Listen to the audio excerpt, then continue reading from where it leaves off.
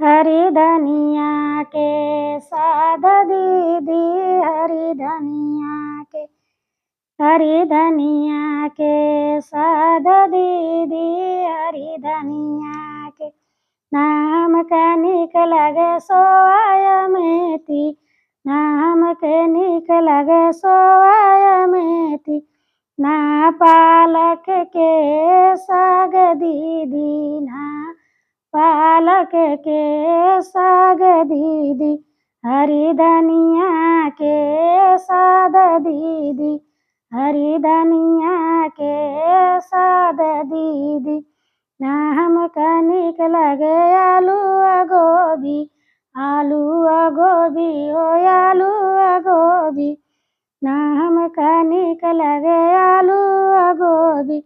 ना बथुआ के साग दीदी, ना बथुआ के साग दीदी, हरी धनिया के साग दीदी, हरी धनिया के साग दीदी। ना हमरा निक लगे लड़का बच्चा, ना निक लगे लड़का बच्चा, लड़का बच्चा ओ लड़का बच्चा, ना हमरा निक लगे लड़का बच्चा। ना लड़का के बाप दीदी, ना लड़का के बाप दीदी, हरी धनिया के साध दीदी, हरी धनिया के साध दीदी। होत सबेरे जो ललना जनमल, होत सबेरे ओ ललना जनमल। अब हमका निक लागे सोवा, अब हमका निक लागे सोवा, सोवाय मेथी, सोवाय मेथी। और पालक के साग दीदी, और पालक के साग दीदी, हरी धनिया के साग दीदी, हरी धनिया के साग दीदी।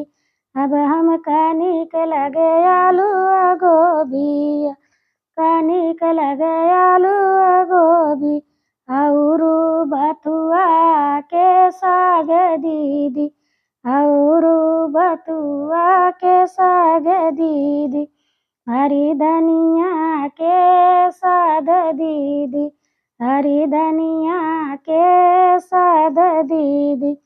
अब हमका निक लगे लड़का बच्चा, अब हमका निक लगे लड़का बच्चा, लड़का बच्चा ओ लड़का बच्चा, और लड़का के बाप दीदी, और लड़का के बाप दीदी, हरी धनिया के साग दीदी, हरी धनिया के साग दीदी, हरी धनिया के साग दीदी।